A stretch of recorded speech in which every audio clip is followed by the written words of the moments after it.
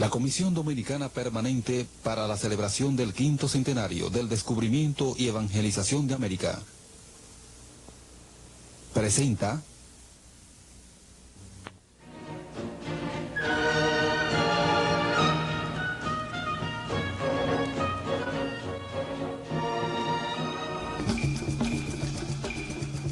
El aborigen no resistió la dureza del trabajo en el régimen de las encomiendas impuesto por los colonizadores. Y desde su impotencia, poco dejó al espíritu del dominicano de hoy. Al escenario entró el negro, el lebrel de tez oscura.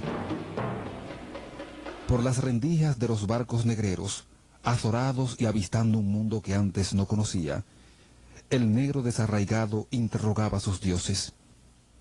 Era el principio de otro ser, la epopeya magnífica de la sobrevivencia del espíritu que cuajaría en nosotros. Y allí, donde un hombre hosco castañeteaba sus dientes, aplastado en un salto que la historia jamás registraría, se tejía pecho a pecho la historia del mestizaje.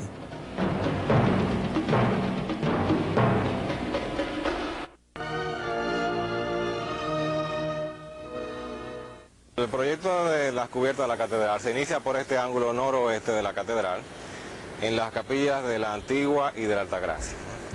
Era un punto crítico dentro de todas las cubiertas de la catedral, debido a las graves infiltraciones que habían, que afectaban sobre todo a pinturas murales en el intradós de la bóveda, la parte de adentro, y pinturas murales que hay en los muros de la capilla de la Antigua.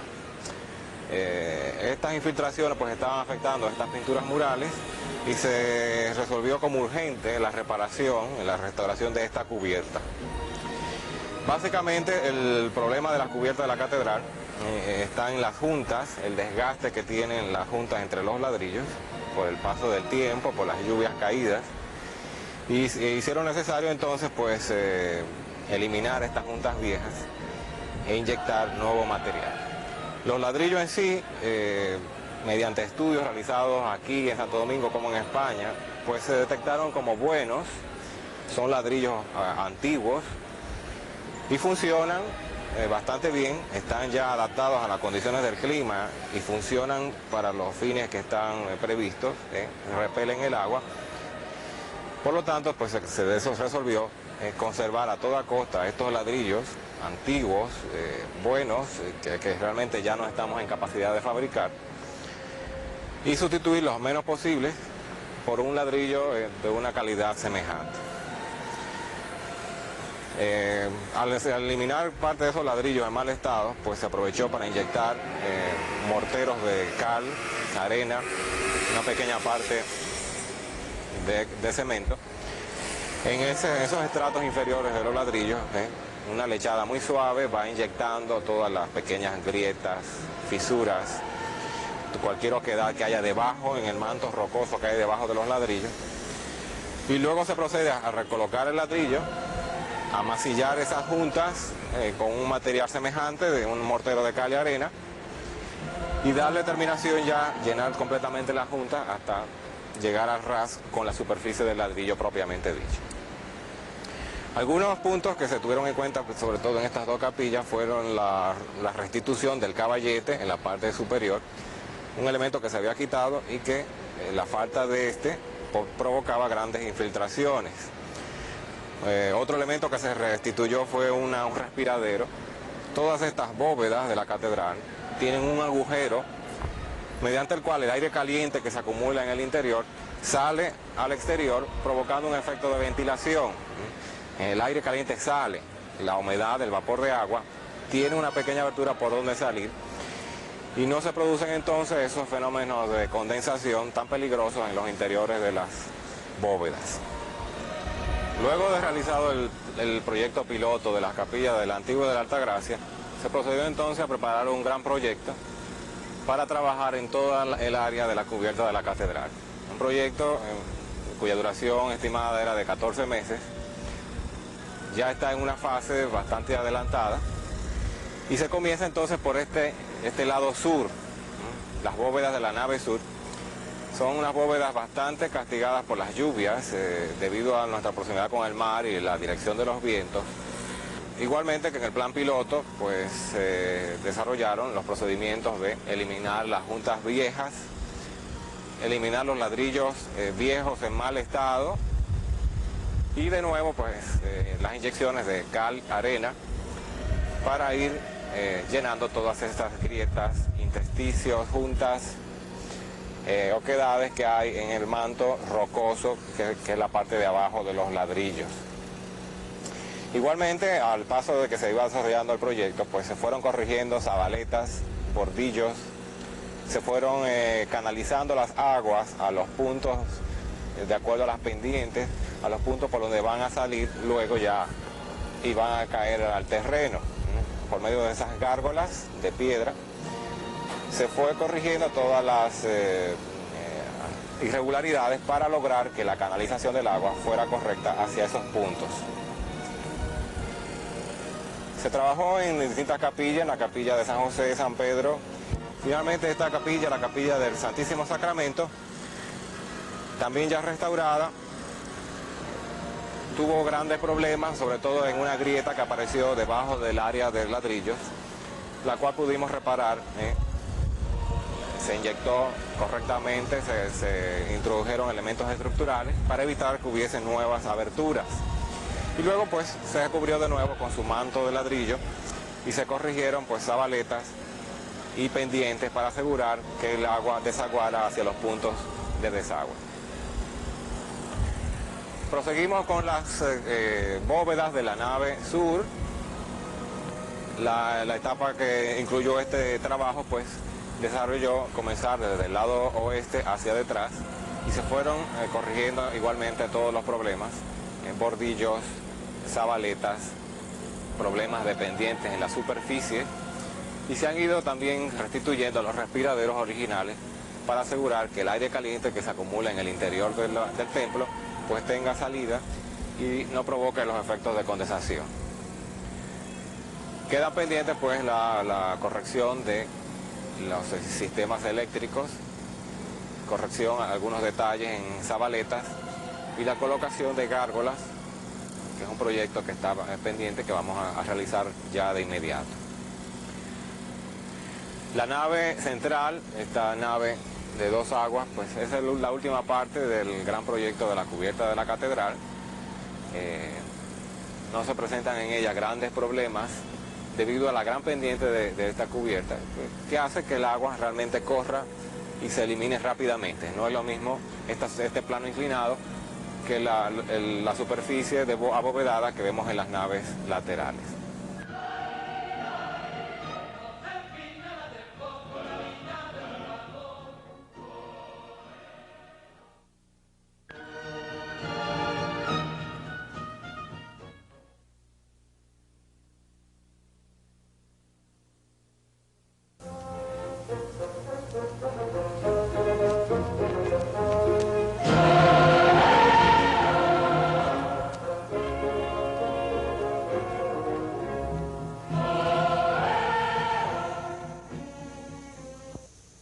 Hallan foso donde estuvo preso Cristóbal Colón.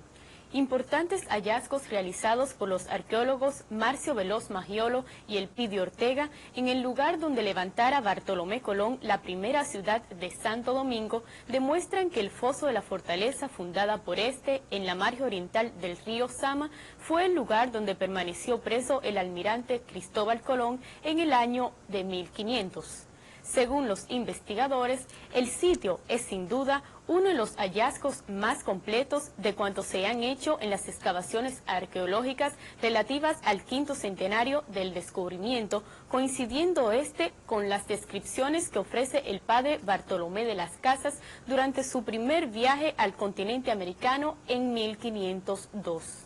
La información del padre de las Casas es fundamental para corroborar que este es el foso donde estuvieron los enemigos de Colón presos, los que se levantaron junto con Roldán, que iban a ser ejecutados por Bartolomé Colón cuando en 1500 llega a la isla Bobadilla con las cartas, se puede decir que de destitución o de neutralización de los colones.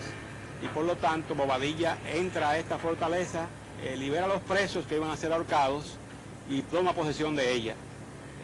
Tenemos evidencias arqueológicas muy importantes desde abajo arriba en este pozo, porque tenemos alfarería española temprana en la parte de abajo, en la parte de la anilla.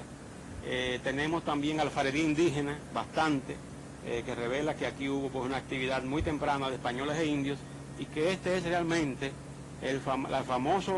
lo que queda de la famosa fortaleza de Tapias que hiciera Bartolomé Colón en 1498.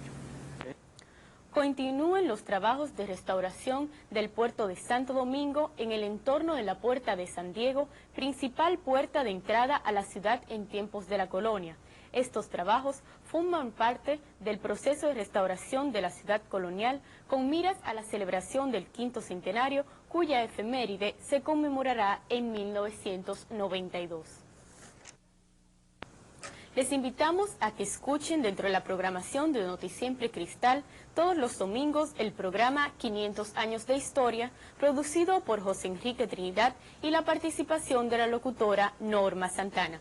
Hasta aquí nuestras informaciones. Estuvo con ustedes Doris Ramírez.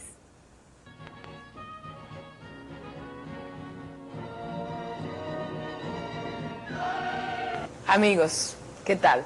El invitado de hoy día es Tony Raful, politólogo, historiador, investigador, poeta y periodista muy conocido. Tony, ¿cómo tú estás? Bien, gracias, Lid.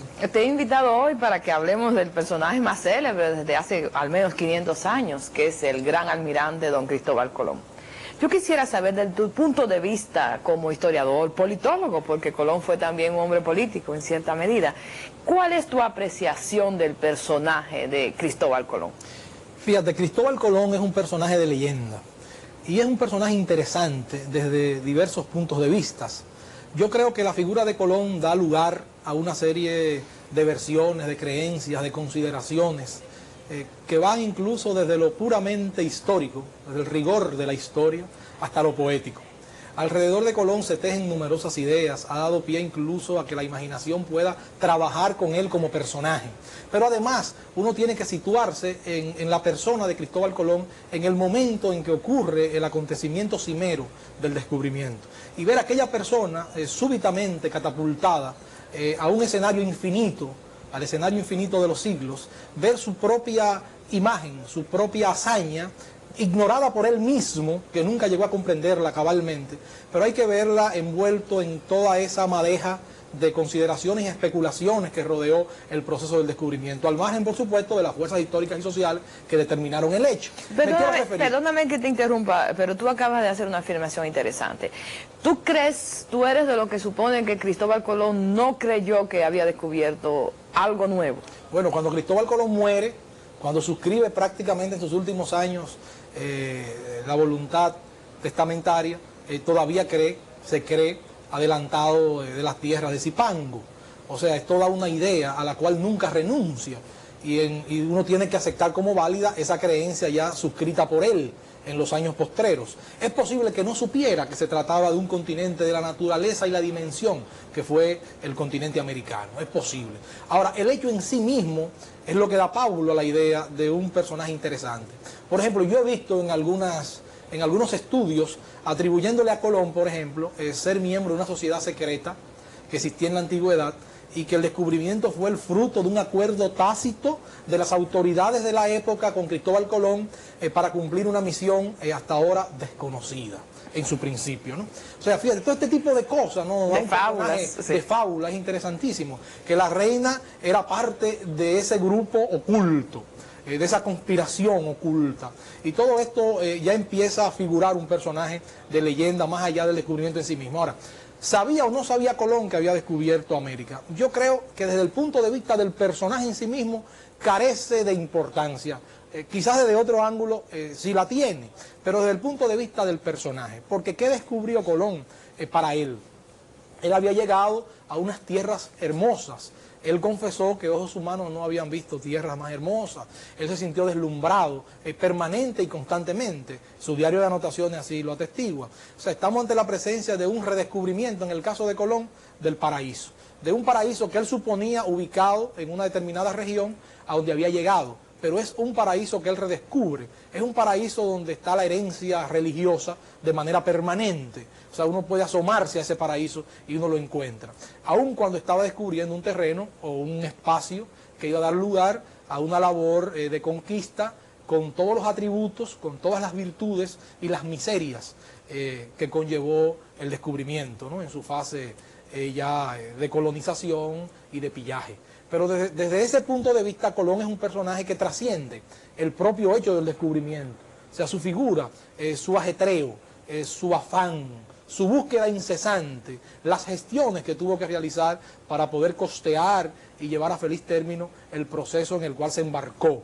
Las vicisitudes quizás no conocidas completamente de la travesía, o sea, en la que aflora el ser humano, en la que no aflora el almirante, o sea, no aflora el descubridor, no aflora el capitán del barco, sino aflora el ser humano. O sea, esas noches desoladoras, esas noches tristes, ¿no? En que, para emplear una frase poética manida, pero siempre válida, las noches estaban cuajadas de estrellas, ese momento en que una parte de uno se desdobla y uno no es ya quien es ocupando el papel histórico, sino uno es un poco el que uno no conoce y el que uno nunca llega a saber quién es. Y que duda además si era así, ¿dónde iría? O sea, ¿qué sería de Colón en aquellas noches, ¿no?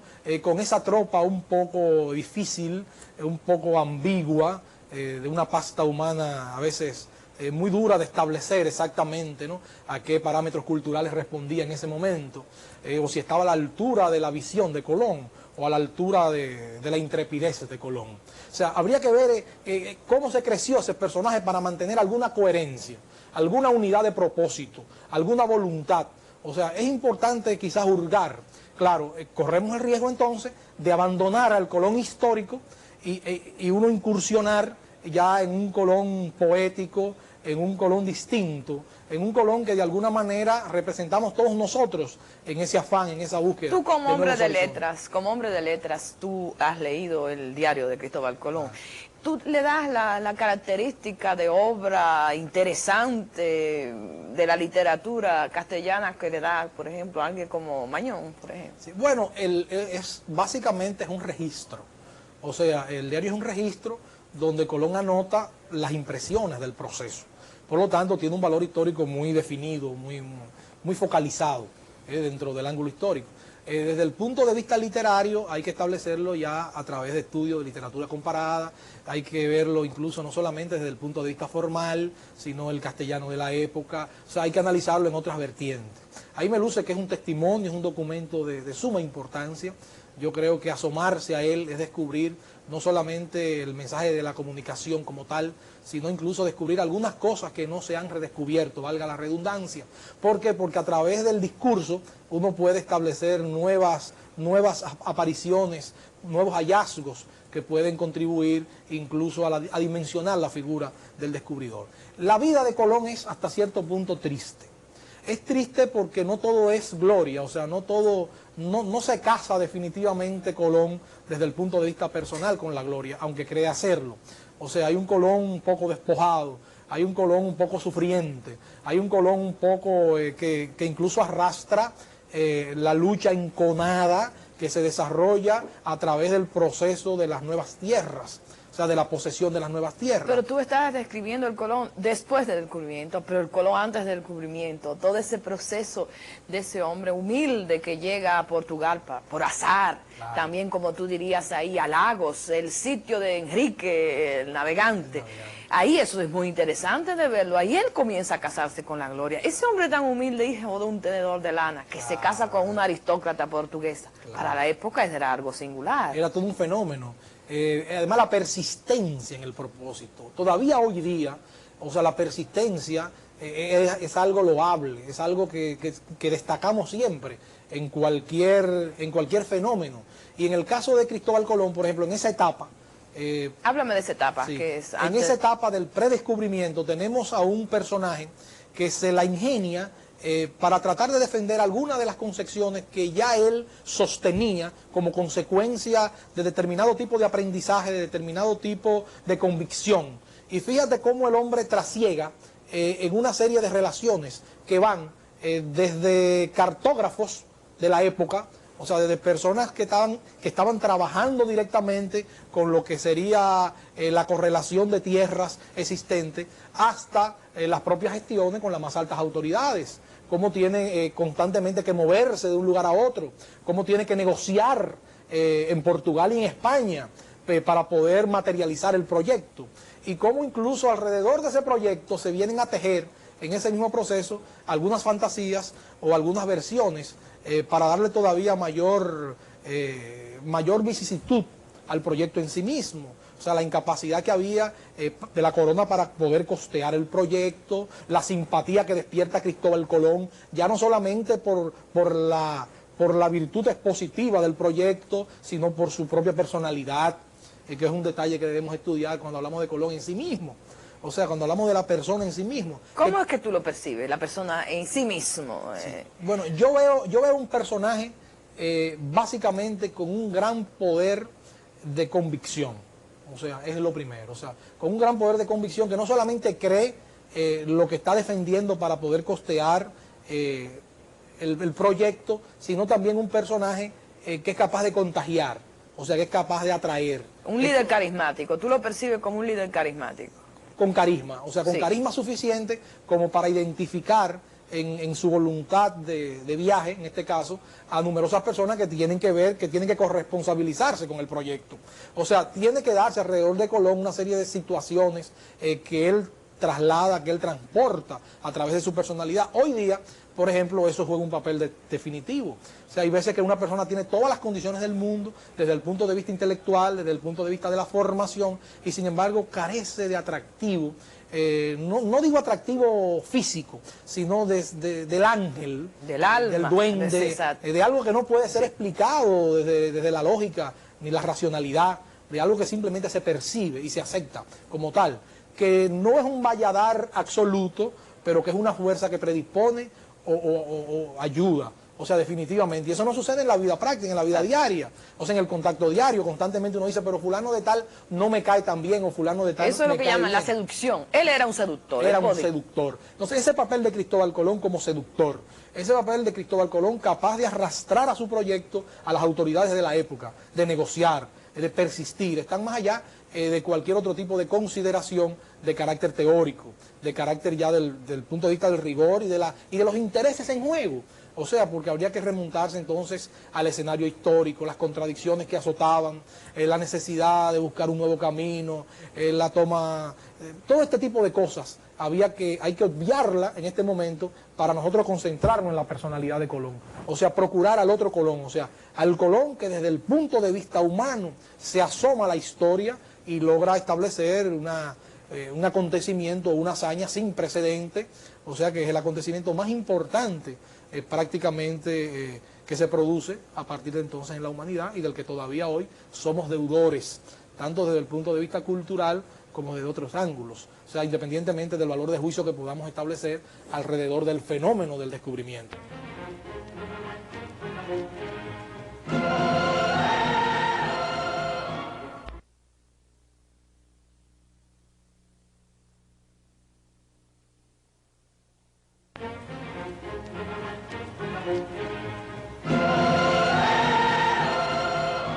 O sea, a mí me interesa, este personaje ha servido en numerosas ocasiones de inspiración, como guía incluso para poder elaborar textos que han quedado, que lo han consagrado, que se han consagrado en sí mismos en la historia del arte y de la literatura, porque el personaje da para eso y para mucho más.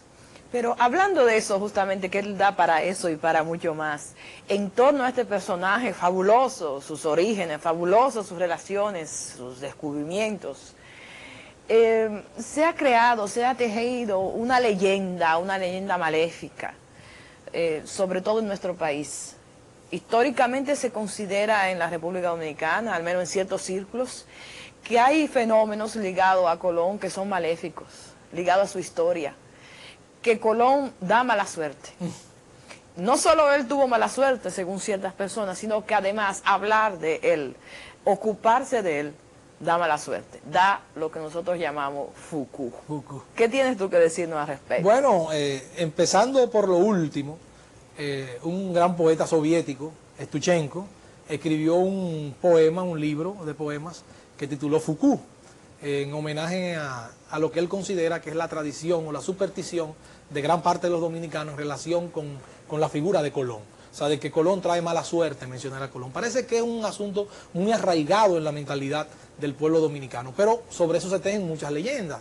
Podríamos citar algunas, por ejemplo, a el propio Pablo Neruda, por ejemplo, el gran poeta chileno Pablo Neruda, premio Nobel de Literatura, escribió en 1965, a raíz del conflicto, de la intervención norteamericana y de la guerra que hubo en Santo Domingo, un poema que se llama Versainograma Santo Domingo. Y yo recuerdo que en uno de sus versos, Neruda decía: ha sufrido tanto esa isla desde entonces, que mejor hubiese sido que el diablo y no Colón la hubiese descubierto. Con lo cual, de alguna manera, Neruda se hacía eco del Foucault de Colón en este caso.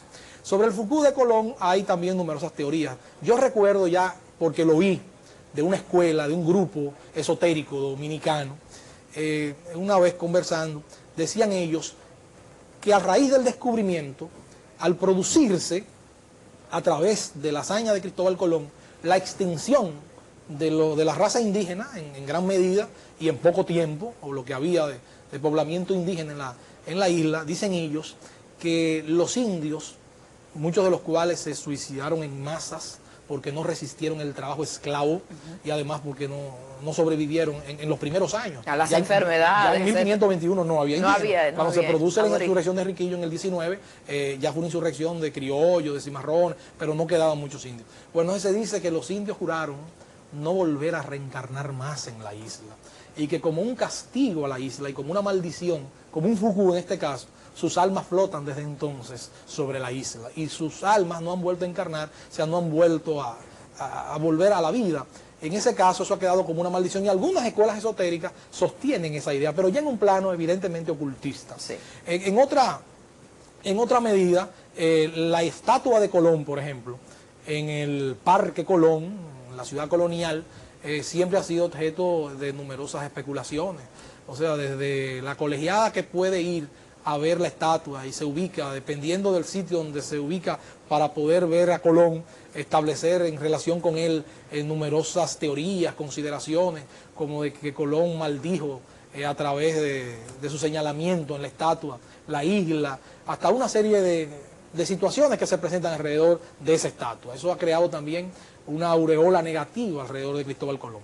Otros dicen que todos los problemas se inician o arrancan con el descubrimiento y que el propio Colón en persona sufrió la consecuencia de ese Foucault a través de su familia, a través de sus hermanos, a través de su propio destino, el cual no le cupo ni siquiera la gloria material de poder ver cumplido los acuerdos y estipulaciones que le consagraron en relación con las tierras descubiertas, porque nunca la disfrutó ni él ni sus sucesores. Pero lo disfrutaron, esa familia disfrutó del poder político y económico. Pero sobre la base de intrigas, luchas internas, sometimientos y problemas que finalmente pero eran los propios de la época, bueno, Tony, de toda la familia. Propia de esa naturaleza, pero él no disfrutó tal como concibió, tal como él la concibió a través del fenómeno en sí del descubrimiento o de las nuevas tierras que había conquistado. O sea, y muere prácticamente en ese periodo un poco nebuloso, un poco negro de su propia tragedia alrededor del descubrimiento. Otros dicen que desde entonces todos los problemas que ha tenido la isla o todos los problemas que hemos tenido nosotros en la isla tienen mucho que ver con el descubrimiento, lo cual es una interpretación antojadiza del proceso social y económico, pero que no deja de tener algún asidero en eso que el dominicano atribuye a su mala suerte. Conocida es la historia de numerosos dominicanos, entre ellos intelectuales, que cuando mencionan el nombre de Colón dan 3 veces en madera o cruzan el dedo.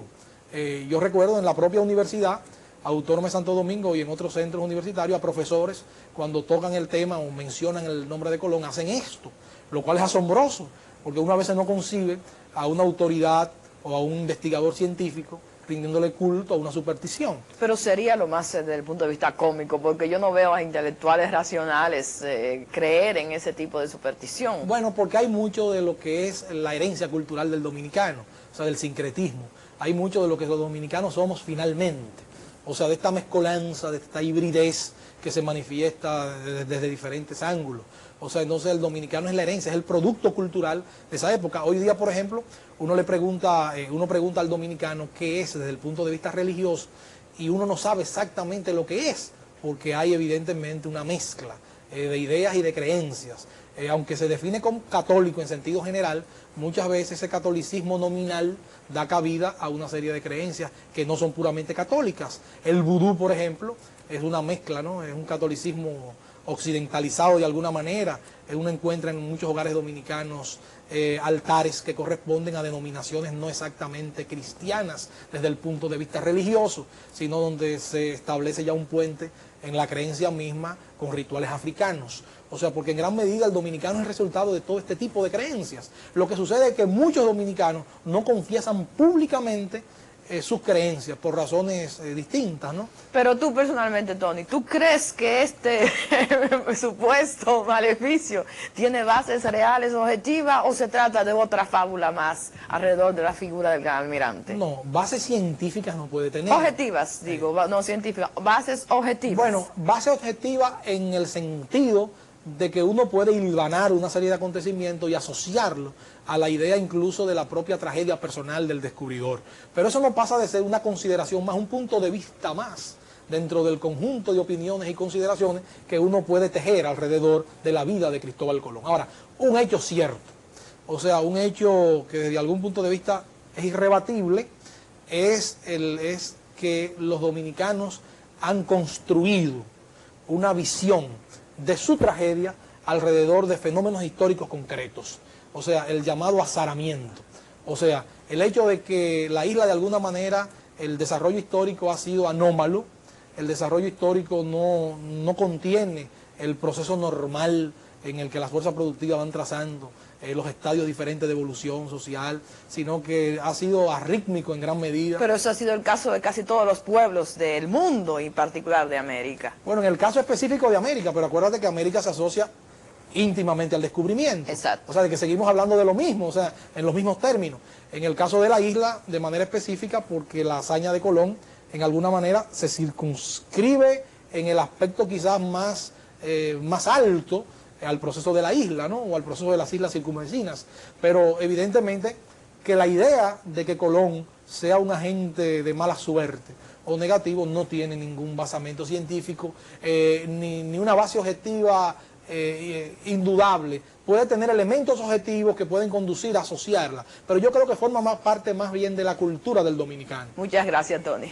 Amigos, como vemos, esta encuesta nacional sobre el gran almirante del Mar Océano se presenta bastante interesante. Veamos lo que nos dice nuestro próximo invitado. Hasta entonces.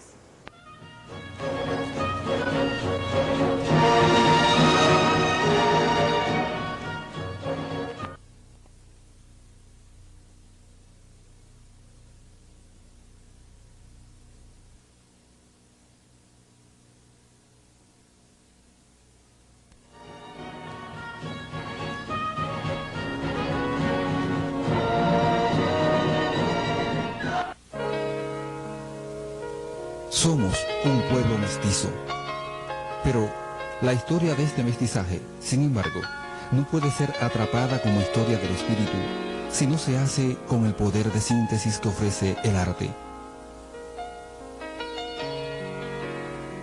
Después que llegó don Cristóbal Colón, uno de esos grandes intentos de narrarnos la historia de este mestizaje, de esa gran aventura espiritual, lo constituyen los 100 años de historia de la pintura dominicana.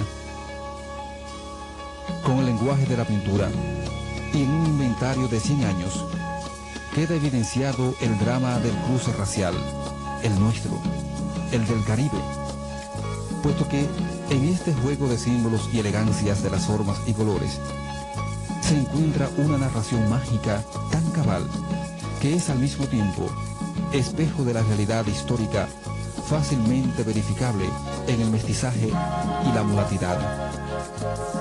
Porque el presente, lo que somos, es esa pequeña madeja que conforman los acontecimientos, mitos y costumbres que hemos vivido después que llegó Colón.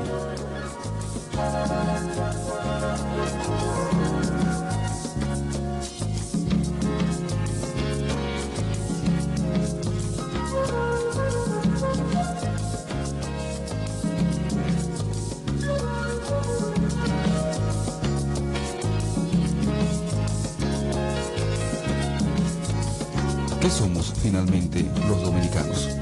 Somos lo que hacemos, pero sobre todo lo que hacemos para dejar de ser lo que somos. Lo que hemos sido en el pasado, lo que estamos siendo hoy actualmente y que nos hace percibir que seremos más grandes todavía en el futuro.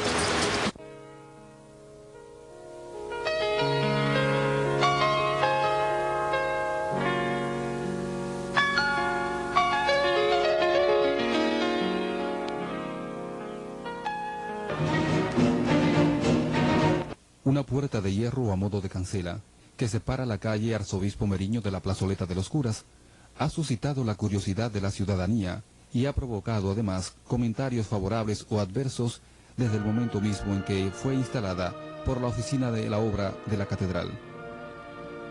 La puerta, con 2 batientes, presenta en cada uno de ellos, sobre una franja central, 3 cabezas masculinas de expresión diferente, todas ellas dotadas de unas alas flanqueando sus cuellos. Adusta la expresión de una, aterrada, pensativa o compungida la de otras, los rasgos pronunciados, cabellos de erizados mechones cual si fueran medusas, profundas arrugas en sus frentes y bocas entreabiertas.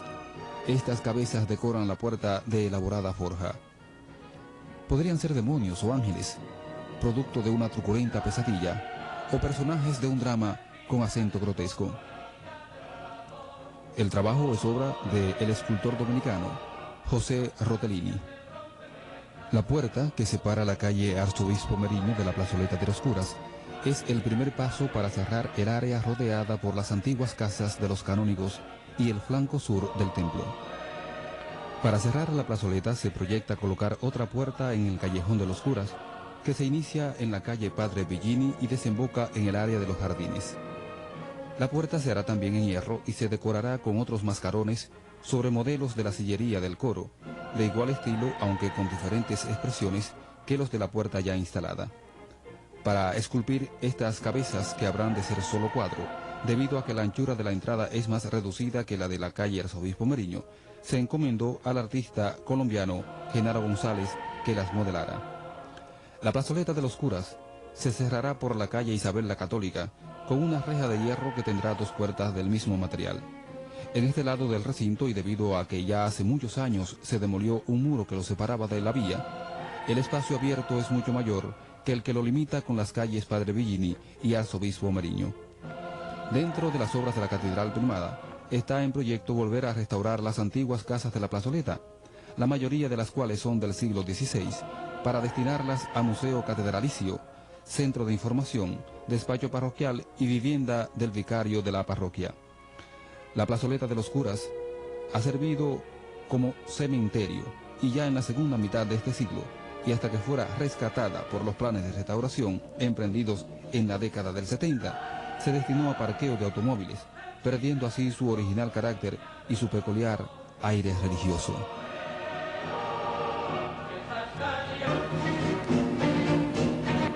Las fortalezas del Caribe. Construidas desde los tiempos de conquista hasta las postrimerías del siglo XIX, son el reflejo tangible del traslado a tierras americanas, de los conflictos europeos entre España, Holanda, Francia, Inglaterra y Dinamarca. A través del Consejo de Indias, inicialmente España ordena en 1526 que se efectúen los trabajos requeridos para la defensa de las ciudades costeras contra los actos de piratería de las demás naciones que desde el comienzo de la conquista luchaban por tener presencia en los nuevos territorios descubiertos. Estas edificaciones cumplieron un papel importante en la defensa de este inmenso territorio durante los siglos XVI, XVII, XVIII y XIX, hasta que comenzaron a perder su sentido funcional y efectivo debido a la evolución de las armas de guerra. El tiempo las ha llevado a que hoy en día se hayan convertido en monumentos de piedra que mantienen la memoria de épocas pasadas y que han contribuido a definir nuestras nacionalidades y nuestra identidad, conformando un patrimonio monumental compartido por todos los pueblos del Caribe. La vida me da este ritmo feliz de danzas y alegre cantar.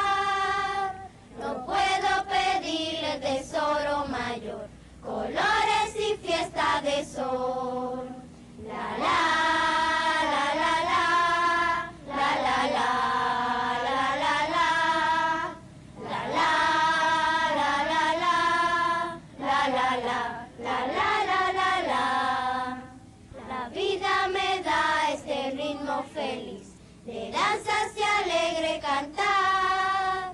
No puedo pedirle tesoro mayor, colores y fiesta de sol. La la la la la la la la la la la la la la la la la la. La vida me da este ritmo feliz.